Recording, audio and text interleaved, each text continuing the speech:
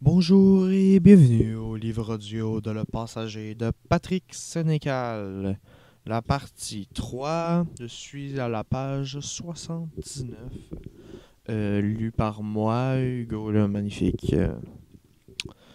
Vendredi matin, je donne mon cours à mon troisième cours, mais avec lui, je ne livre pas au petit jeu sur les tortures de l'enfance. Normalement, je donne au département avant de retourner à Montréal.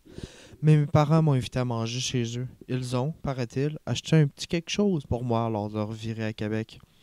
Je suis à peine rentré dans la maison qu'ils me mettent le cadeau sous le nez. Un exemplaire de la Pléiade, Les Misérables de Hugo.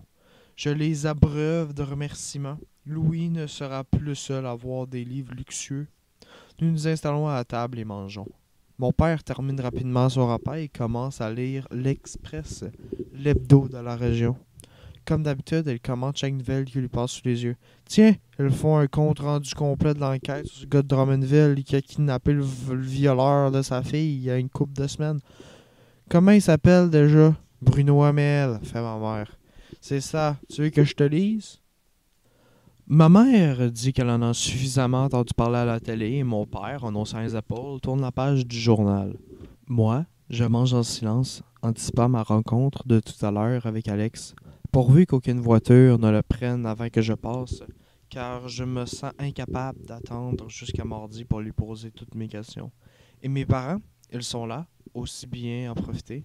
C'est quand même plate que je ne garde aucun souvenir de mon enfance. Ma mère me dévisage avec surprise. Mon père, tout en tournant une page de son journal, me jette un bref coup d'œil vaguement intrigué. Pourquoi tu penses à ça tout d'un coup? Me demande ma mère. Je lui dis qu'on parle de l'enfance ces temps-ci dans mon cours et que cela m'a ramené à mon amnésie. Ah, c'est ton père le responsable, je t'ai toujours dit, fait ma mère en souriant avec moquerie. Mon père grogne quelque chose d'inaudible sans quitter son journal des yeux. Il n'a jamais aimé parler de cet incident. Peut-être se sent-il coupable. Pourtant, j'ai toujours traité de ce sujet avec légèreté pour bien lui montrer que je n'en lui voulais pas. Je dois avoir des amis quand j'étais petit. Ma mère est de plus en plus étonnée. C'est vrai que cette conversation sort de nulle part. D'ailleurs, je tourne autour du pot et je me demande pourquoi. Ma mère me répond que oui, ça m'a nommé quelques-uns de mes copains. Elle m'a déjà dit, tu sais, de toute façon, je me rappelle, tous ces gamins. Nous avons joué ensemble jusqu'à 11, 12, certains même plus longtemps encore. Je suis donc sur le point de lui parler directement d'Alex Salvaille lorsqu'une exclamation me fait sursauter. Ah ben, si boire! C'est mon père, que lui qui ne sacre presque jamais. Ma mère proteste pour la forme, mais je vois son sourire amusé et mal dissimulé. Mon père, lui, fixe le journal avec des grands yeux incrédules. Marc Lafont est mort, annonce-t-il en guise d'explication. Ma mère hausse ses épaules, signifiant ainsi qu'elle ignore de qui il s'agit.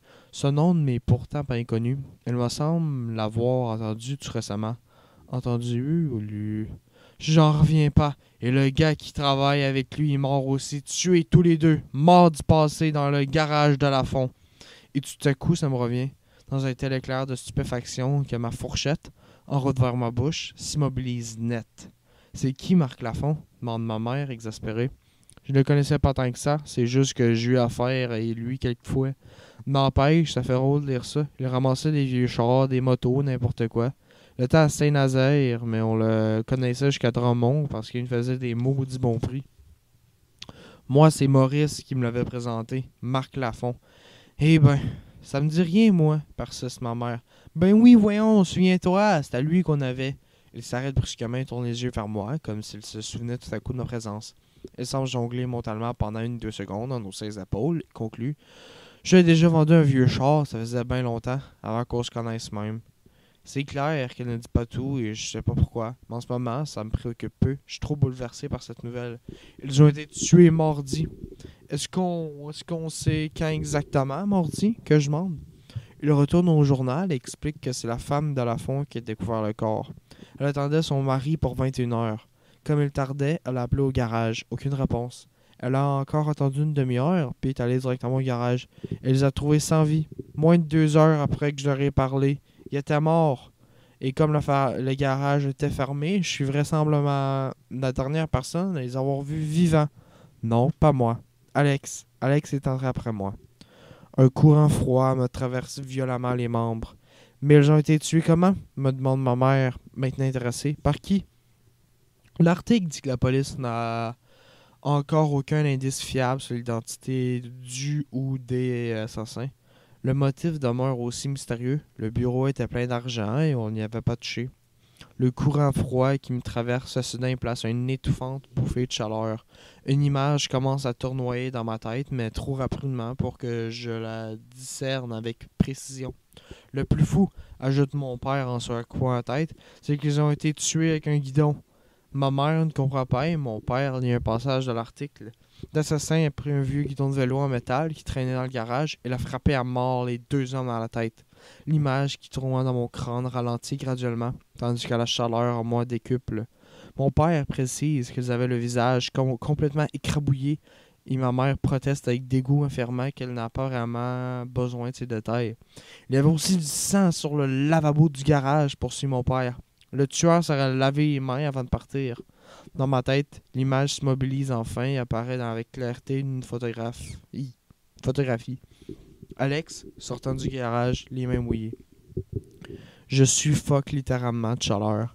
Ma fourchette, toujours suspendue au-dessus de la table, se met à trembler. Je me demande stupidement comment cet ustensile peut vibrer ainsi, lorsque je me rappelle que c'est moi qui le tiens. Lentement, je le dépose sur la table et ramène ma main sur la chaise, sur ma cuisse. Ma main sur ma cuisse.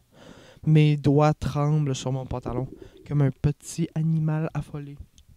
Pas de témoin, conclut mon père en refermant le journal. Ce garage-là est au milieu d'un rang désert. J'ai même l'impression qu'ils pogneront jamais le gars.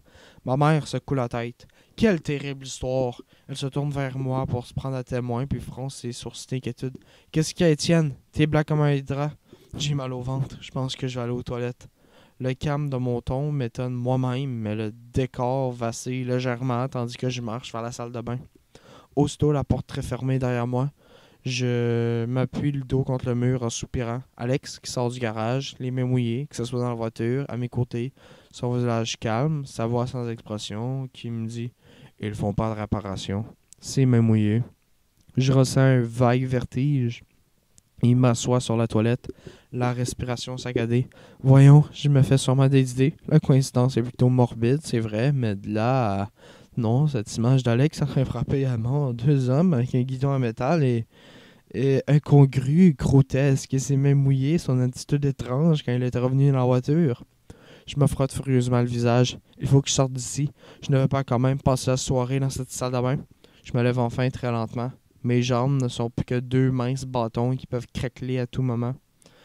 Je scrute longuement mon reflet dans le miroir. Maintenant, j'ai vraiment l'air malade. Et qu'est-ce que je fais maintenant? Appeler la police. Leur dire quoi? Que je crois connaître l'assassin? Que c'est moi qui lui a donné un lift jusqu'au garage et que lui, pendant que j'attendais dans la voiture, cassait le crâne aux deux garagistes? Oui, pourquoi pas? Sa vérité, non. Je n'ai rien fait, moi, après tout. Et si Alex est innocent? Eh bien, on le relâchera, c'est tout. Car il y a encore une partie de moi qui refuse de croire à cette histoire, qui trouve cette histoire insensée. J'ouvre le robinet et je me passe de l'eau sur le visage. Il faut que j'en parle à la police. Il n'y a pas à revenir là-dessus. Mais l'idée d'aller au poste de Drummondville, à raconter tout ça dans un bureau froid, des flics vont me regarder avec soupçon, qui vont me demander « Et vous, dans la voiture, vous l'attendiez tout bonnement? » Tout ça ne m'emballe guère. Ai-je le choix? Non. Non, pas vraiment. J'examine mon visage dégoulinant d'eau et il m'avait une idée. C'est à lui que je vais d'abord en parler, mon meilleur ami policier. Je serais fou de pas en profiter. Il travaille à Montréal, mais peu importe. Lui, il saura quoi faire. Il appellera les bonnes personnes. Il saura aussi me défendre en cas de soupçon. Oui, voilà, j'en parle à Louis, et ça, dès mon arrivée à Montréal. Tout à coup, je me sens mieux. Pas tout à fait bien, mais mieux. En tout cas, je respire normalement. Je sors enfin de la salle de bain. Je rassure mes parents. J'ai failli être malade, mais maintenant ça va. Sauf que je n'ai plus faim, je vais donc partir. Non merci, je n'ai pas envie de faire une sieste, je veux rentrer au plus vite. Ça va aller, je vous assure, papa et maman, faites-moi confiance. Allons, je n'ai plus de 10 ans. 20 minutes après, il me laisse en filer. Dans ma voiture, je me sens d'aplomb. La décision de te rencontrer Louis me rassure vraiment. Tandis que je roule sur l'autoroute 20, je repense à toute cette histoire avec calme et objectivité. Une seule conclusion s'impose. Alex est le tueur. Aussi dément que cela puisse paraître, il ne peut pas y avoir de hasard. Simultanément, une autre idée s'impose à moi, encore plus terrifiante. J'ai fait monter un assassin dans ma voiture à 3 reprises. 3 fois, un tueur s'est assis à mes côtés et nous avons ri ensemble. 3 fois, il aurait pu me tuer. Ma tête se met à tourner légèrement. Alex avait-il tué avant? Ces deux garagistes étaient les premiers? Peu importe. Je les ai fait monter 3 fois et je réalise alors que d'ici 7 ou 8 minutes, il sera là, la sortie de Saint-Eugène, le pouce levé à m'attendre moi. Ma bouche devient complètement sèche, mais je suis parti un peu plus tôt que d'habitude aujourd'hui, non? Je regarde ma montre. Oui, quelques minutes plus tôt. Alex n'est sûrement pas encore sur l'autoroute. Rassuré, je continue de rouler. Lorsqu'à moins qu'un kilomètre, l'affiche s'annonçant Saint-Eugène apparaît dans mon champ de vision, je distingue une silhouette débouchant de la sortie, une silhouette qui marche encore. C'est Alex qui s'installait à son poste. Une minute plus tôt, je serais passé avant son arrivée. Une forte angoisse qui se saisit alors de moi, et lorsque je vois la silhouette s'immobiliser, brandir son pouce, l'angoisse devient panique. Je me ressaisis aussitôt. Qu'est-ce qui me prend? C'est un pouce qui le brandit, pas un revolver. Je n'ai pas qu'à m'arrêter, il me verra peut-être même pas. Même si j'ai aucune voiture devant moi à dépasser, j'appuie sur l'accélérateur et monte jusqu'à 130. Alex n'est plus qu'aux 100 mètres. On dirait qu'il baisse son pouce. Aurait-il reconnu ma voiture de si loin? Je serre le volant de toutes mes forces comme si j'avais peur qu'il effectue un virage de sa propre volonté. Enfin, je le passe sur à toute vitesse. Même si je m'étais juré n'a pas regardé, je ne peux empêcher de tourner mes yeux vers lui. Vision rapide de son air ahuri. Il m'a vu, m'a reconnu. Nos regards se croisent même le temps d'un battement de cœur, puis je détourne la tête. Puis je regarde dans mon rétroviseur, m'attendant à presque à voir Alex me poursuivre en brandissant un guidon de vélo ensanglanté. Mais il est toujours immobile sur l'accotement et, les deux mains sur les hanches, regarde dans ma direction. Il rapetisse, puis il disparaît. Je ne peux m'empêcher de soupirer avec force. Mes mains relâchent leur atteinte sur le volant. Mon cœur reprend un rythme normal. Devant moi, une voiture grossit de plus en plus et je réalise que je roule presque à 150. Je diminue ma vitesse jusqu'à 110 et émets un petit ricanement nerveux. Qu'est-ce que j'avais à être si pressé de le dépasser, si paniqué à l'idée de le croiser? Avais-je peur de m'arrêter et de le faire monter après malgré tout? Ridicule! Avant qu'Alex Salvaire remonte dans ma voiture, je vais avoir écrabouillé tous les couvelures, couleuvres dans la terre. Mon ricanement s'arrête brusquement. Qu'est-ce qui est cette idée saugrenue? J'ai hâte d'arriver à Montréal et d'appeler Louis. Je lui raconterai tout et ensuite cette histoire ne me regardera plus. Ça sera du passé. J'imagine déjà Louis me disant un cri de réprobation. Tu vois ce que je t'avais dit sur les autostoppeurs? Je l'aurais bien mérité. Prochain genre de paragraphe. J'avais complètement oublié que Louis partait ce matin même à New York pour son congrès de flics. Il m'en avait pourtant parlé l'autre soir, et comme il ne revint que vendredi prochain, je ne peux pas attendre si longtemps avant de raconter mon histoire. Je n'y achèverai pas, je vais devoir prévenir les flics moi-même. Bon, Saint-Nazaire est un village trop petit pour qu'il ait sa propre police. Le poste le plus près est seulement à Drummondville. Dès lundi, j'y vais et je raconte tout. Lundi, c'est dans 3 jours, c'est loin. Je te rappelle tout de suite? Non? Non, parce qu'on va vouloir que je descende à Drummondville et que j'en ai aucune envie. Lundi, ça sera bien assez tôt. 3 jours de plus ou moins, et qu'est-ce que ça change? Ça change qu'Alex est en liberté 3 jours de plus. Et alors, il va pas quand même tuer tous les habitants de Saint-Eugène en 3 jours? En admettant que ça soit lui l'assassin. Mais oui, c'est lui. Aucun doute là-dessus. Alors, pourquoi est-ce que je n'appelle pas tout de suite? Quelle est la vraie raison qui m'empêche de prendre ce crise de téléphone et de prévenir immédiatement les flics comme tout citoyen responsable le ferait? Mauvaise humeur, je vais au frigo prendre une bière. Je vais à la police lundi matin après mon court point final. Mais dans ma tête, la voix de ma conscience ne lâche pas prise. Pourquoi tu repousses ça à plus tard? Je saisis le téléphone et appelle chez Luc et Myriam. Je réussis à me faire inviter à souper et rassurer. Je quitte mon appartement jurant d'avoir du plaisir ce soir. Prochain. Genre, je vais juste appeler ça des sections, là. Ça fait comme changer de lieu, puis tout, là, comme un petit triangle. Je roule toujours sur le même petit vélo blanc, dans le même bois sombre, au milieu du même tapis de couleuvre. Elles sont des milliers cette fois en recouvrant le sentier à perte de vue. Là devant, Alex, jeune gamin dans son anorak rouge, fait du pouce. Mais cette fois, je m'arrête pas. Je passe devant, pédalant toutes mes forces. J'éclate ensuite d'un rire victorieux, un rire aigu, juvénile, un rire d'enfant. Mais tout à coup, tandis que je roule toujours, je sens 2 bras enserrer ma taille avec force. Alex est assis derrière moi et sa voix susurre tout près de mon oreille. Tu ne peux pas t'empêcher de me faire monter, Étienne. Je suis ton passager, oublie pas. Non seulement je ressens aucune peur, mais je suis finalement content qu'elle soit montée. Et je continue à rouler tandis qu'Alex, indécollé, me guide. Nous descendons une pente abrupte, la remontons à toute vitesse. Nous roulons à toute allure. J'ai même l'impression que nous volons, les pneus à quelques centimètres du tapis de couleuvre. Le clou n'est plus loin maintenant, murmure Alex tout contre moi. Il est tout près. Tu te souviens du clou, Étienne? Nous nous arrêtons bientôt devant un gros peuplier qui longe le sentier. Dans le tronc, un gros clou de 9 pouces est planté. Nous quittons alors le chemin de terre battu pour nous engager dans le bois même, dans la direction qu'indique le clou. Nous roulons entre les arbres au milieu des autres herbes et de branches cassées. Je dois pédaler avec plus de force pour me frayer un passage. Et puis, il y a tellement de coulades sur le sol que je sens mes roues glisser à tout bout de champ. Et soudain, devant nous, un énorme buisson apparaît. J'arrête de pédaler, mais un peu par cœur. Je sais que c'est juste derrière ce buisson que... On y va! Souffle Alex, tout excité. Cette fois, j'ai peur. Une véritable peur qui me donne mal au ventre. Mais ce n'est pas l'Étienne enfant qui est terrifié, non. C'est l'Étienne rêveur. Le Étienne enfant, au contraire, veut y aller. A hâte d'y aller. C'est comme c'est lui qui a le contrôle. Je remets à pédaler, approche du buisson, le contourne et je me réveille sur son temps, me redresse carrément dans mon lit, impressionné par ce rêve. Je regarde le cadran, 3h15. Il faut que je me secoue un peu. Je lève donc et marche vers la salle de bain. L'appartement est si noir, si grand. La première fois depuis longtemps, je pense à Manon. Je m'humecte le visage, je tousse et je mouche. Je me sens fiévreux. Hier, en me couchant, je sentais déjà que je couvais quelque chose. Merde! Je me lève dans quelques heures pour aller travailler. Ce n'est pas le moment d'avoir un rhume. De nouveau couché, les yeux au plafond, je repense à mon rêve. Je comprends que dans je comprends que dans ce songe, je me suis approché de quelque chose de très important, de très intime. Je me suis approché de mon enfance, de moi que j'ai oublié. Est-ce que pour cette raison que je repousse un moment de dénoncer Alex à la police? Est-ce que consciemment, je ne suis pas déçu à l'idée de ne plus le revoir parce que ainsi je ne saurais jamais quel rôle qu'il a joué dans mon enfance? Je pourrais interroger mes parents. J'ai maintenant assez de pistes pour leur poser des questions précises. Mais s'ils m'en ont jamais parlé jusqu'à maintenant, c'est sûrement parce qu'ils ne savent rien du tout de cela. C'est seulement qu'ils ne savent rien de tout cela. C'est ça.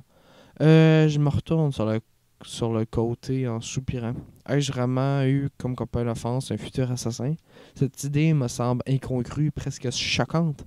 Pourtant, son attitude étrange et mes rêves ne laissent presque pas de doute possible. J'ai connu Alex et il est le seul à pouvoir me révéler certaines séquences de mon enfance.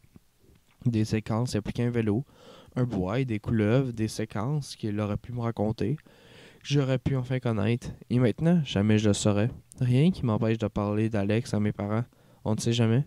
Une fois que j'aurais prévenu la police et que tout ça serait réglé, je leur poserai des questions sur lui. Rien à perdre. Les paroles de mon rêve reviennent à l'esprit. Tu ne peux pas t'empêcher de me faire monter, Étienne. Mange donc de la merde, que je grogne dans le silence de ma chambre en signe de défi. Je me couche sur le ventre et enfouis mon visage dans l'oreiller. Je me mets à tousser, la tête douloureuse. Prochaine section. Impossible de me lever, malade comme un chien. La voix moqueuse de ma conscience me dit que c'est psychosomatique, que ce n'est pas un vrai rhume. Je l'envoie se faire foutre.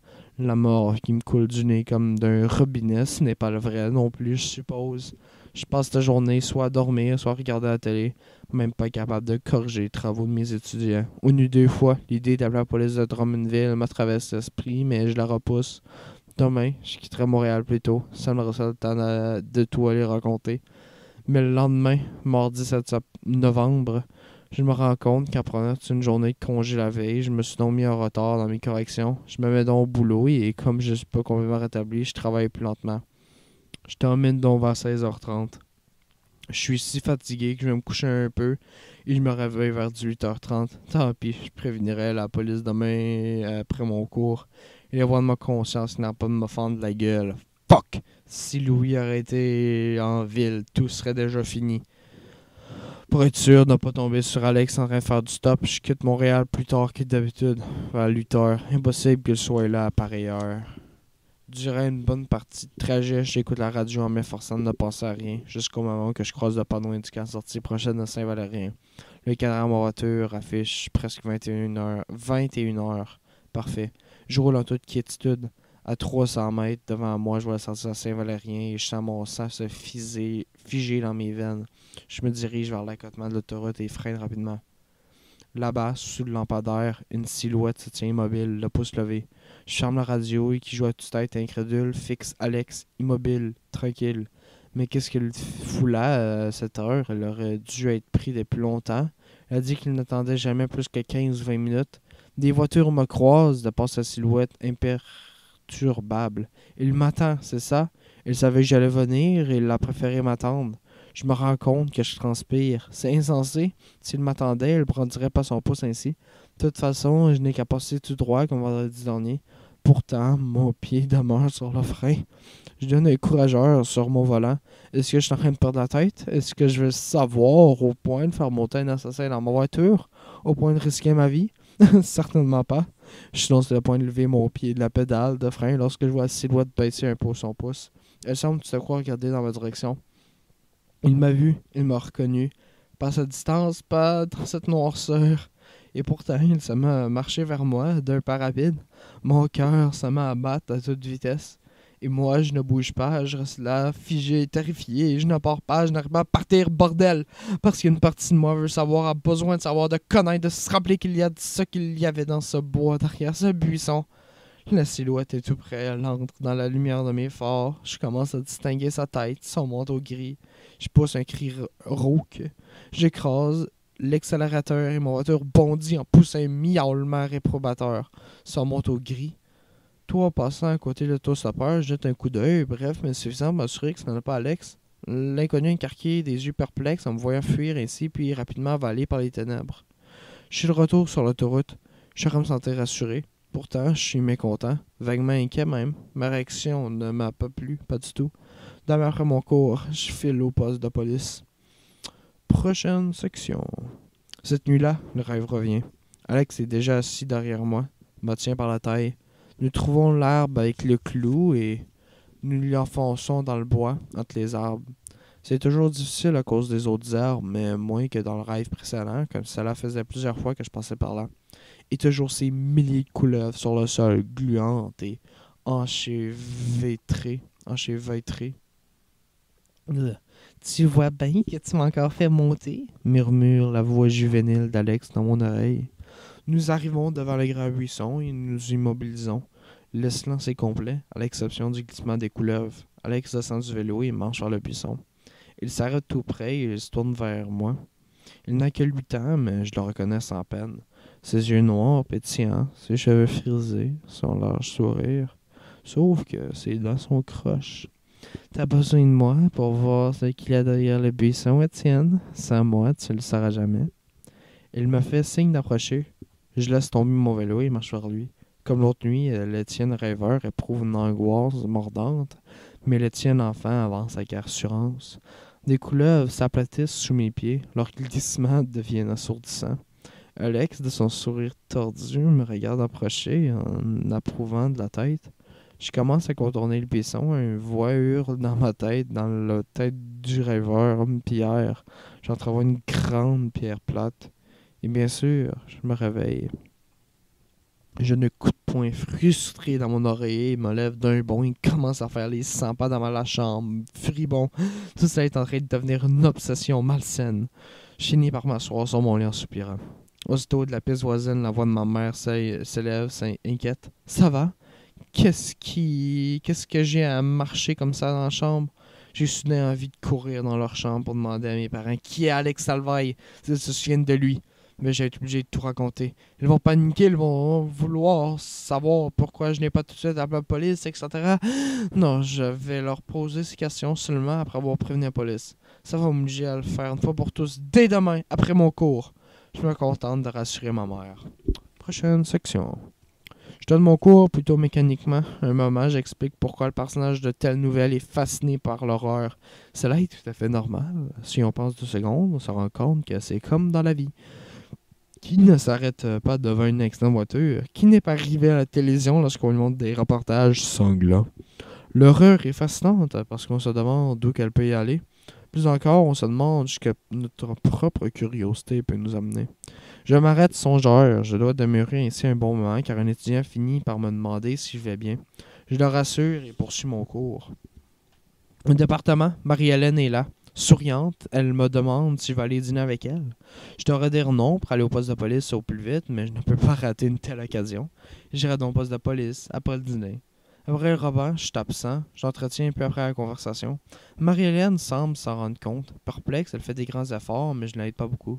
Je n'arrête pas de penser au buisson, ce buisson derrière lequel s'est passé des choses dont je ne me rappelle pas, des choses qui me reviendront jamais à la mémoire, ce buisson, dans un bois. Sur moi, le bois, au bout de la rue où habitaient mes parents. Et soudain, une idée si flagrante, si évidente que je me demande comment j'ai pas songé plutôt me frappe de plein fouet. Du coup, j'ai tellement de mettre la pratique que je précipite du repas et prends rapidement congé de Marie-Hélène, qui semble bien dépitée. Je me promets de me reprendre la prochaine fois. Je monte dans ma voiture, mais je ne roule pas vers le poste de police. Prochaine section. J'ai été au bout de la rue des Plaines. Il y a une pancarte jaune sur laquelle est écrit « Fin ». De l'autre côté, un vaste bois s'étend à perte de vue dans lequel on joué et joue encore des générations d'enfants. Un bois dans lequel j'ai sûrement joué moi-même, mais des jeux dont je ne garde aucun souvenir. Mes parents m'ont déjà dit que j'ai installé quelques fois enfant. Appuyé contre ma voiture, les bois croisés, je fixe les arbres devant moi. Alors quoi? Je me mets à la recherche d'un gros buisson? Un buisson de quoi d'abord? Je fais quelque part montant le col dans mon manteau, regrettant de ne pas avoir des gants avec moi. Je longe les premiers arbres comme si je cherchais quelque chose. Je trouve enfin le petit sentier de terre battue qui s'ouvre entre les arbres et enfonce vers le bois. Je me retourne vers la rue. Au loin, une femme sort de sa maison et marche le trottoir dans la direction opposée. Je me décide enfin et m'engage dans le sentier. Désolé. Les arbres, complètement dépourvus de feuilles, sont immenses, imposants. Le sentier est sinueux, mais sans embranchement. J'essaie de me rappeler s'il est comme celui de mes rêves. Mais tous les sentiers de bois se ressemblent. Tout de même, je cherche un signe particulier qui déclencherait un souvenir et provoquerait une réminiscence. Le sentier devient alors une pente qui descend sur 3 ou 4 mètres et remonte aussitôt. La pente de mes rêves. Je mettrai ma main au feu. Cette pente que j'ai dévalée quand j'avais quelque chose bouillonne dans ma tête, sur le point d'éclater, de déchirer, mais ça demeure stable. Ça bouillonne, c'est tout. Je descends la pente. Comme elle est assez raide, je n'ai aucune possibilité de courir et je la remonte de la même manière. Le sentier revient plat et je poursuis mon chemin d'un pas plus rapide. Car ce décor, même s'il ressemble à tous les forêts du monde, n'est plus anonyme. Et tout à coup, après 5 minutes de marche, je le vois. J'avais une chance sur 1000 de retrouver, mais ce petit miracle ne m'étonne pas. Le gros peuplier devant moi, le clou, maintenant comme un laurier, planté dans le tronc, environ 1 mètre du sol. À peu près à la hauteur d'un enfant de 8 ans. Je tourne la tête vers le bois dénudé par l'automne, dans la direction indiquée par le clou. Puis je commence à m'enfoncer entre les arbres et les branches mortes, mais je m'arrête aussitôt. Une sourde angoisse est abattue sur moi, sans avertissement, sans transition. Pourtant, je veux continuer. Quelque part, par là, entre ces arbres, se cache une partie de moi que je vais enfin découvrir. Qu'est-ce que j'attends pour y aller? Je ne vais pas y aller seul, je suis pas besoin de mon passager, de mon guide. Cette soudaine conviction est si aberrante que je veux rire, mais aucun son ne sort de ma bouche sèche car l'angoisse s'est mue en peur, une peur vague mais sournoise qui s'insinue dans mes membres, qui glisse, qui rampe à mes pieds. Je baisse la tête. Au milieu des feuilles mortes, une couleuvre zigzague entre mes souliers, en tirant sa langue fourchue, narquoise. Je pousse un petit cri et bondis vers l'arrière. Je me mets alors à courir sur le sentier pour revenir sur mes pas. Je cours à perdre haleine, affolé par je ne sais pas quelle menace irrationnelle. Je dévale la pente, une manque qui tomber et remonte. Et 1 minute plus tard, dépasse enfin la parcante fin pour me retrouver dans la rue des Plaines. Depuis contre le capot de ma voiture, je me reprends mon souffle. Je ne dois pas avoir couru comme ça depuis 15 ans. Je retrouve vers le bois paisible et inoffensif. Qu'est-ce qui m'a pris pour une telle panique, pour une simple couleuvre? D'ailleurs, qu'est-ce qu'une couleuvre fout dans un bois en plein mois de novembre? Je continue à fixer les arbres, le sentier. J'ai découvert aujourd'hui que ce bois est lié à mon enfance oubliée. Enfance qui, peu à peu, ressurgit dans mes rêves. Et tout cela au moment même où Alex apparaît dans ma vie. Ou plutôt, revient dans ma vie. C'est Alex a contribué à ce processus mental inconscient. Il est non essentiel à la suite de ma quête. Sans lui, je n'avancerais plus. Et ce cul-de-sac m'apparaît inconcevable. Je me frotte le front. Je ne vais quand même pas faire monter Alex de nouveau avec moi. C'est un assassin pour l'amour du ciel. Pourtant, je suis convaincu qu'il ne me tuera pas. Pas moi, il est mon passager. Un passager a besoin de son conducteur. C'est grotesque, ça n'a rien de logique, mais pour moi, c'est une conviction profonde. Je ferme les yeux. Inutile de me jouer à la comédie plus longtemps. Je sais que c'est insensé et irresponsable, mais je n'irai pas prévenir la police. En tout cas, pas tout de suite. Il faut que je joue à Alex. Une dernière fois. Après, oui, j'irai voir les flics. Après. Vendredi. Après mon cours, je mange de l'appartement, sans même parler vraiment avec les collègues. Je suis trop nerveux. Je remarque à peine Marie-Hélène qui semble déconcentrée par mon comportement. À 13h05, tandis que ma voiture s'engage sur le tour de 20, j'essaie de ne pas anticiper ce qui va se passer en quelques minutes, mais ma nervosité ne diminue pas pour autant.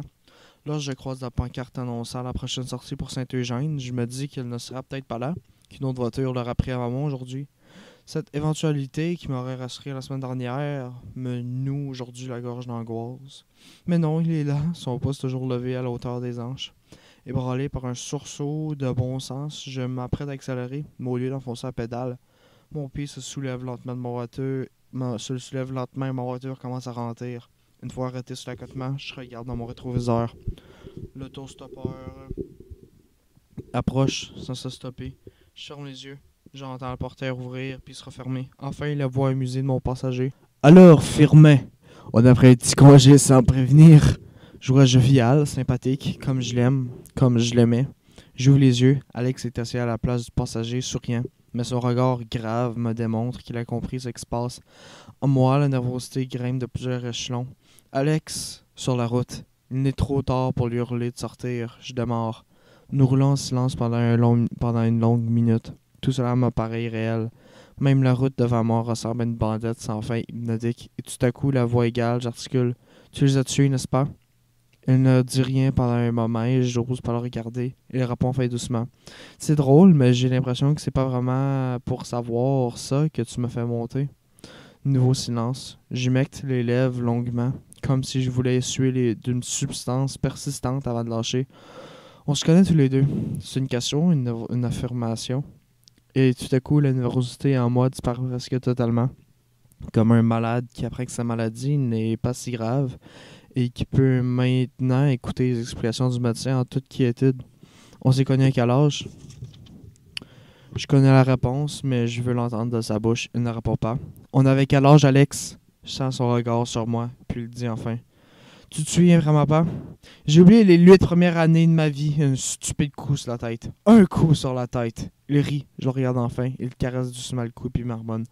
C'est pas pire comme explication. Qu'est-ce que tu veux insinuer? Il indique un panneau que nous croisons. Saint-Nazaire, 1 kilomètre. On retourne au garage, dit-il. Quoi? Si tu veux tout savoir, on en retourne là-bas. T'es mal placé pour donner des ordres. Tu vas me dire tout de suite ce que je veux savoir, sinon je vais tout raconter à la police. Je regrette aussitôt cette réaction imprudente. Ai-je donc oublié que cet homme était un assassin? Un assassin que cette fois, j'ai volontairement fait monter dans ma voiture en toute connaissance de cause. La voix d'Alex, cependant, demeure calme et assurée. Si tu voulais prévenir la police, tu l'aurais déjà fait. Nous dévisageons un bref moment. Son regard sombre ne bronche pas. Réfléchis vite, on va passer tout droit. La sortie de Saint-Nazaire est tout près. Ça va trop vite dans ma tête. Je ne vais pas quand même retourner là-bas. Je n'ai pas perdu la raison à ce point. Mais je sens qu'Alex ne me dira rien si nous ne retournerons pas. Dernière seconde, je donne un coup de volant, m'engageant à la sortie, les dents serrées. Jusqu'au feu clignotant, nous ne disons mot. Je suis trop bouleversé par mes agissements, par ce que je suis en train de faire. Attends, Alex, attends un peu. Quand tu t'auras dit tout ça que je veux savoir, je vais foncer au premier poste de police et tu seras arrêté avant même la fin de la journée. Car Alex ne me fera rien à moi. Je le sais, je le sens. Au feu, j'arrête la voiture et tente tout de même de faire entendre raison à mon passager. Retournant à ce garage est dangereux. Alex m'a dit que je fais du mauvais sang pour rien. Le garage est isolé, il n'y a presque pas de voiture qui passe sur cette route. La ferme la plus près est à un demi-kilomètre. Et pourquoi tu vas aller là? Pourquoi tu... Au garage, Étienne, me coupe-t-il, imperturbable. Tu me diras pas quoi faire, certain? J'objecte dans un nouveau sursaut de révolte, doucement, sur le ton d'un père sûr d'autorité, il réplique sous une voix mielleuse. Oh oui, je veux te dire quoi faire. C'était comme ça qu'on avait lu le temps, puis ça changera pas aujourd'hui. Je demeure silencieux un bon moment. J'avais donc raison, on était amis quand j'avais 8 ans. On jouait ensemble, dans le bois, hein, Alex? Dans le bois de la rue des Plaines. Il reporte son attention devant lui. Au garage. Long moment d'inertie, de flottement, puis je m'engage sur le rang désert. Même en plein jour, la route m'a fait une impression désagréable, aussi désertique qu'en pleine nuit. 2 fermes seulement à 3 ou 4 km, nous ne croisons qu'une voiture. Nous arrivons au garage, sous le soleil, les carcasses de voitures qui entourent le bâtiment n'ont plus cet aspect menaçant qu'elles affichaient la nuit. Je m'engage dans la cour et arrête le moteur. En fait, le garage n'a plus rien d'inquiétant. Il ressemble à ce qu'il est, une baraque délinguée que l'on vend de vieux morceaux de ferraille, dans lesquels 2 hommes ont été tués, pendant que moi, à l'extérieur, j'attendais. Et l'assassin était assis à mes côtés. Mon Dieu, qu'est-ce que je suis venu faire ici? Dans quelle galère me suis embarqué? Bon, on va dans le garage, déclare Alex. Je soupire. Il est vraiment dingue s'il pense que je vais faire ça. Je lui réponds que c'est hors de question. Alors tu sauras rien jamais. Va chier, je vais demander à mes parents, ils vont tout me dire.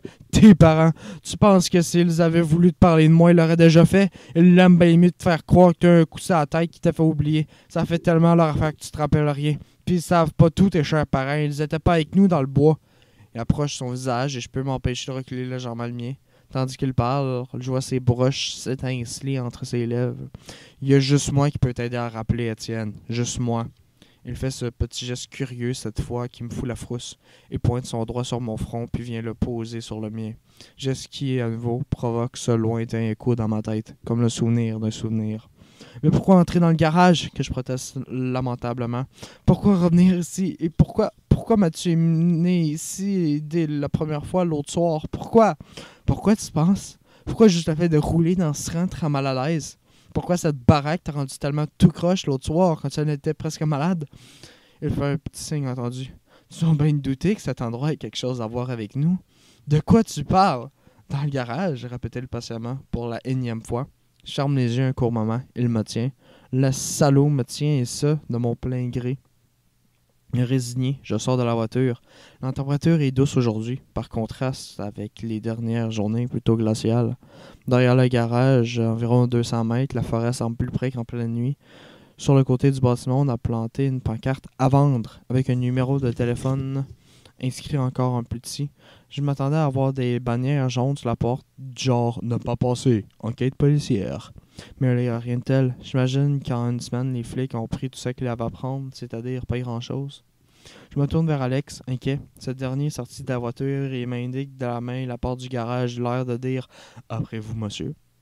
Je fais quelques pas, mais un bruit de moteur sur la route, je me retourne nerveusement. J'ai juste le temps de voir une voiture à toute vitesse. Le chauffeur nous a-t-il remarqué? Va-t-il rencontrer au village qu'il a vu 2 individus au garage de la Fond? Vous savez, là, qu'il y a eu ces 2 horribles meurtres? Comme s'il avait lu dans mes pensées, Alex me lance.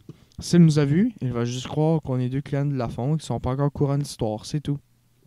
Malgré ma nervosité qui grandit de nouveau, je me remets en marche vers la porte, dépassant au passage 2 vestiges d'automobile, un vieux vélo à moitié camouflé par les autres herbes et quelques restes d'une vieille moto. J'essaie d'ouvrir la porte, verrouillée comme je m'y attendais.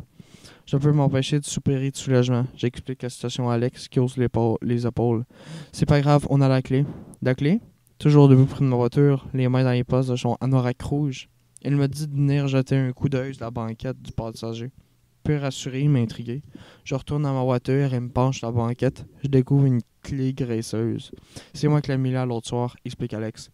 Quand je suis revenu dans le char, tu te souviens? Je regarde la clé avec scepticisme.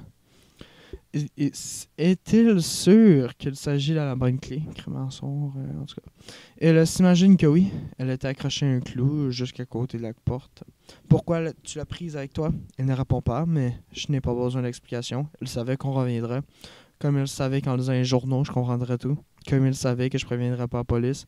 Comme il savait que je le reprendrais sur la route. Tu peux pas t'empêcher de me faire monter, Étienne. Je suis ton passager, oublie pas. Je retourne dans la porte du garage, les jambes engourdies, c'est la bonne clé. La porte s'ouvre sans aucune résistance, courte seconde durant laquelle je pense à fuir, puis j'entre. Aucune lumière n'est allumée, mais celle qui provient des lumières des fenêtres est suffisante pour me permettre de reconnaître le décor. Même voiture éventrée, même étagère recouverte de vieux morceaux d'hiver, même bureau, même lavabo. Lavabo où Alex s'est lavé les mains après avoir... Je cherche des traces de violence, mais n'en trouve aucune. Par contre, sur le bureau, le robinet et quelques autres endroits, je discerne de la poudre blanche qui a sûrement permis aux policiers de relever des empreintes. Je me demande où exactement gisaient les deux corps lors de leur découverte.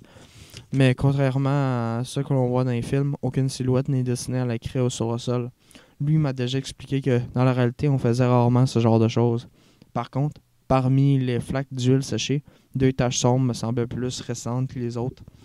Je me passe en main dans les cheveux. Pourquoi penser à des tels détails morbides?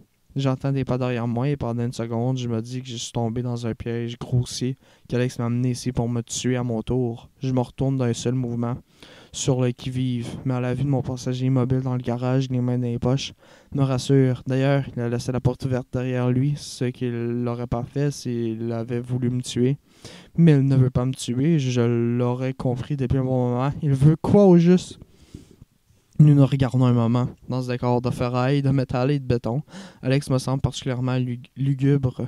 Il se tient tout près de cette treuille immense fixée au sol avec ses 2 longues chaînes traînant sur le plancher. « Pourquoi tu les as tués, Alex? » Qu'est-ce qui me prend de lui poser cette question? Je l'ai amené ici pour en apprendre plus mon enfance, pas pour connaître ses motivations d'assassin.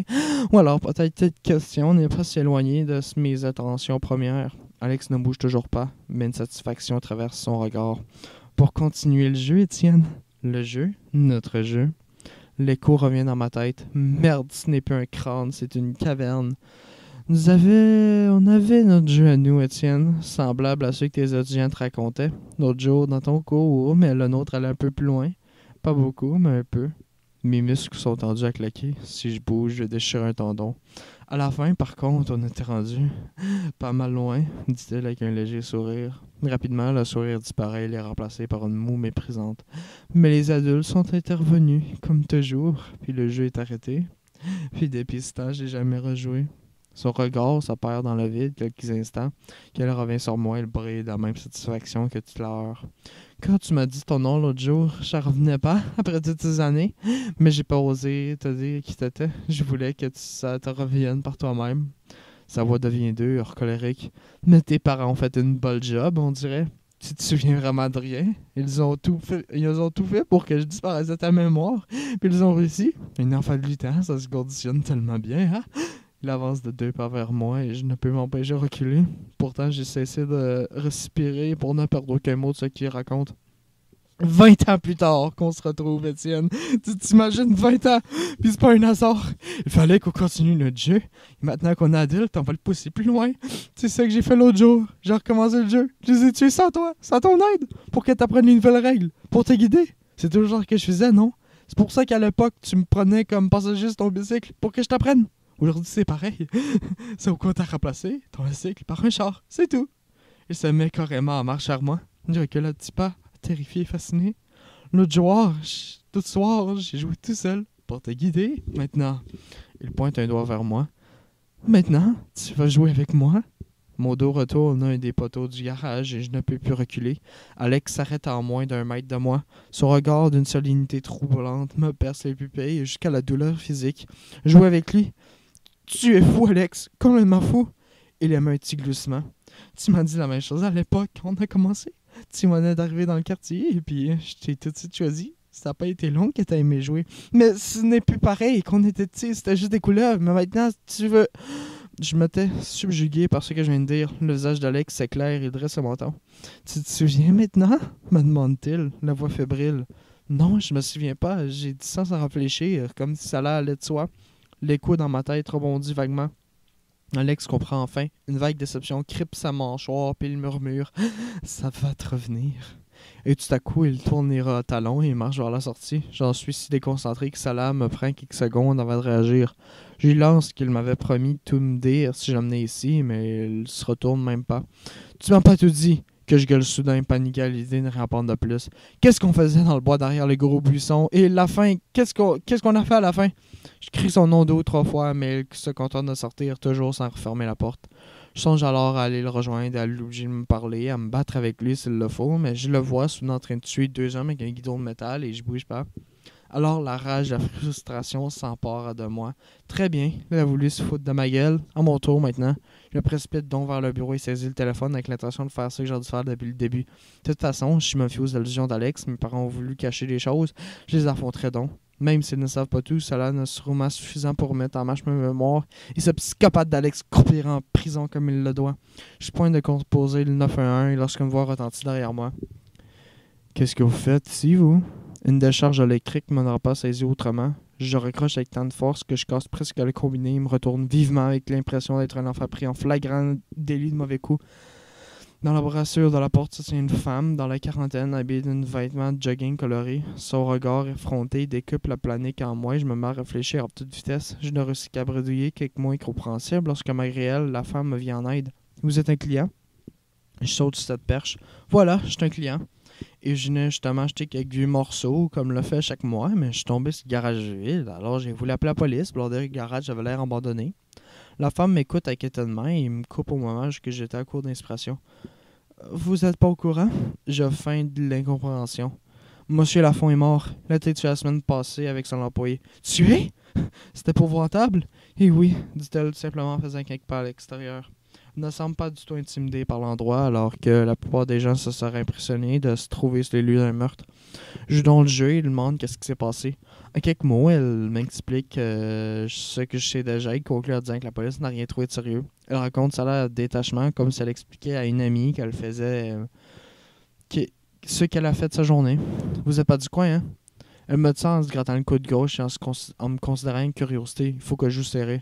Non, je suis Saint-Hyacinthe. La porte était pas barrée? Eh ben non. Elle me regarde maintenant d'un air dubitatif, tout en me grattant cette fois son autre coude. On dirait qu'elle a des puces. Ça m'étonne qu'Élise a oublié de la barrer. Élise? La femme de M. Lafont. Le garage est maintenant à elle, mais elle veut le vendre. Vous l'avez pas vu en pancarte? Je m'apprête à dire non, mais décide de répondre par l'affirmatif. Pas de mensage inutile. Il paraît que les offres pleuvent pas, ajoute-t-elle en faisant quelques pas sans cesser de se gratter. Ça m'étonne pas. Un garage, une route aussi perdue, ça va pas intéresser grand monde. Elle ne se méfie plus de moi et je dis que finalement elle a avalé mon histoire. D'ailleurs, pourquoi je ne l'avoue pas averti? J'avais l'intention d'appeler la police pour tout leur révéler, alors pourquoi ces comédies? Je sais alors, à cause d'Alex. Il est encore près de juste dehors, sans doute en train d'écouter. Je ne peux pas mettre la vie de cette femme en danger. D'ailleurs, l'a-t-elle vu en arrivant? C'est-il caché? Peut-être qu'il est dans la voiture à m'attendre. Je ne peux pas courir de risque. Je regarde vers la porte nerveux puis reviens à la femme. Maintenue immobile, elle me dévisage sans gêne en se frottant la hanche. Je cherche quelque chose à dire. Vous m'avez fait une de ces peurs tout à l'heure. Je n'ai pas entendu le son de voiture. Je suis en bicycle, explique-t-elle fièrement. 15 km par jour à 47 ans. Jusqu'au temps qu'il neige. Le froid, c'est bon pour les poumons. Elle se donne une claque sur la poitrine. J'approuve en silence. Drôle de bonne femme. Elle poursuit en disant qu'elle a vu de ma voiture et la porte ouverte du garage l'a intriguée. Va falloir que je dise à Élise qu'elle avait oublié de barrer la porte. Pauvre Élise, elle est bien maganée. Je me sens soudain mal, vaguement coupable. Bon ben, je vais m'en aller, dis-je bêtement. Moi, je vais aller appeler Élise pour qu'elle vienne barrer la porte. Elle se met en marche vers le bureau, comme si c'était chez elle. Si elle appelle la veuve de Lafont, elle est vraiment tant que je file. Je bredouille donc un au revoir maladroit et me mets en marche vers la porte. J'entends la femme composer puis recrocher en disant « Engagez, je vais attendre un peu. » Elle regarde autour d'elle, calme, tout en se grattant machinalement le cou. Vraiment, toi le numéro. Dehors, je cherche Alex de ses yeux et ne le vois pas. Une bicyclette bleue est appuyée contre le mur du garage. Je retourne à ma voiture, vide. Sera-t-il reparti à pied? Sûrement oui. Il a sûrement compris que j'allais appeler la police et il a préféré se sauver. Eh ben, s'il croit qu'il va aller loin. D'ailleurs, avant de retourner à l'autoroute, je file au village, à la première cabine téléphonique, j'appelle le 911. Je demande la voiture et me mets en marche arrière. Juste avant de m'engager sur la route, je jette un dernier coup d'œil vers le garage. La porte est toujours ouverte et tout à coup surchante derrière une des épaves qui traîne dans la cour. Alex bondit vers le garage et disparaît à l'intérieur. J'appuie sur les freins de toutes mes forces. Il est certainement caché pour attendre que je parte Les roues d'arrière de ma voiture sont déjà sur la route, mais je les laisse dans cette position. Il me propulse hors de mon véhicule comme si ça allait exploser d'une seconde à l'autre. Je suis trop court dans le garage, mais à mi-chemin, je trébuche sur un des nombreux morceaux de ferraille qui traînent dans cette foutue cour et tombe en avant. Ma tête percute une pierre, je me vois à 36 chandelles. Je veux me relever, mais je retombe, la tête pleine de couleurs glauques et de sons discordants. Je demeure dans cet état de vertige pendant un temps indéterminé. Mais la pensée d'Alex seul avec cette femme dans le garage me tire enfin de mon engourdissement. Le garage réapparaît enfin dans mon champ de vision. Je me relève et tibette jusqu'au garage. La porte est maintenant fermée. Je tente de l'ouvrir. Rien à faire. Alex a déjà verrouillé de l'intérieur. Je frappe comme un sourd en criant le nom de mon passager, puis fouille dans les poches d'une main tremblante. Je trouve enfin la clé, veux l'enfoncer dans la serrure, l'échappe, crise de cave, la ramène et enfin déverrouille la porte sans penser une seconde au risque que je cours moi-même. Je bondis à l'extérieur. Alex est debout près du bureau. Il est calme, mais respire un peu plus vite qu'à l'ordinaire et je crois discerner sur son visage. À ses pieds, la femme est étendue. Je marche rapidement vers le corps, aminé par le fol espoir qu'il est peut-être pas trop tard. Pour voir son visage noir, si j'ai exorbité, sa langue pendante, je m'immobilise. Et lorsque je distingue enfin la chaîne graisseuse autour de son cou, c'est mon cœur qui s'arrête, se vide et se déchire. L'avantage avec l'étranglement, c'est que c'est propre. Qui a parlé? Alex, à travers le brouillard qui bouche ma vision, je réussis à reconnaître son visage calme tourné vers moi. Elle était sur le point d'appeler quelqu'un, mais elle n'a pas eu le temps, il n'y a aucun risque. Et il ajoute avec une lueur complice dans le regard. Aujourd'hui, t'as pu jouer avec moi, t'étais pas prêt. La prochaine fois, oui. Sûrement la prochaine fois. Je sens le plancher disparaître sous mes pieds, recule de quelques pas, mais le sol continue à se dérober, alors je recule de plus vite. Au pas de course, jusqu'à tourner carrément les talons et courir vers la sortie. Dehors, je vais atteindre ma voiture, mais au cœur me soulève soudain l'estomac. J'ai tout de suite le temps d'aller sur le côté du garage avant de vomir. 2-3 jets, entre chaque vomissement, le visage gonflé, affreux, la femme réapparaît. Affreux de la... Quoi? Ça n'a pas de sens, cette phrase-là. Je m'appuie le dos contre le mur du bâtiment. Mes jambes molles ne me soutiennent plus et je me laisse glisser jusqu'au sol. Derrière mes paupières closes, le visage cadavrique me refuse de disparaître. Je me mets à me frotter le front en gémissement, mais l'image persiste. J'entends même des râlements, comme si elle se faisait étrangler à nouveau. Je pousse un long cri qui me semble durer une éternité et me frappe le crâne contre le mur avec force. La douleur me suffoque presque, mais le visage cadavrique me disparaît graduellement, comme un dessin en langue de Chine dans une mare d'eau. J'ouvre enfin les yeux, réussis à me relever. Aucune trace d'Alex, il doit être encore à l'intérieur. J'en profite donc pour tourner à ma voiture, le pas chancelant, et sans un regard vers le garage, de mort à toute vitesse. Une fois sur la route, j'ose enfin un coup d'œil dans le rétroviseur. Derrière, tout est paisible, mais je sais qu'Alex est à l'intérieur avec le cadavre. Que fait-il? Je m'efforce de ne pas penser à cela. Je croise une voiture. Va-t-elle au garage? Seigneur, je deviens complètement parano. Au feu clignotant, je m'arrête, je tremble trop. Je n'arriverai jamais à conduire. Je prends des grandes respirations, mais sans résultat. Je ressens une pression terrible sur mon abdomen, dans ma gorge, comme si je voulais pleurer, mais que ça sortait pas. Je me remets en route malgré mes tremblements. Sur l'autoroute 20, je fixe l'asphalte sans vraiment la voir. Je ne vois que la boue dans laquelle je potage. Je ne vois pas quelle manière m'en sortir. Comment prévenir la police maintenant? Je peux pas justifier notre première visite au garage, mais pas la seconde. Complicité involontaire, négligence criminelle, qu'est-ce que je risque? Une blâme, une amende, la prison? Mon Dieu, j'ai tué personne quand même. C'est pas moi l'assassin, c'est Alex! Mais je m'en tirais pas blanc comme neige, je le sais. J'aurais dû prévenir la police dès la semaine dernière. Dès que j'ai compris, je ne l'ai pas fait. Alex a tué une seconde fois. Et même si j'explique que je n'avais pas compris la première fois, Alex, lui, dirait tout.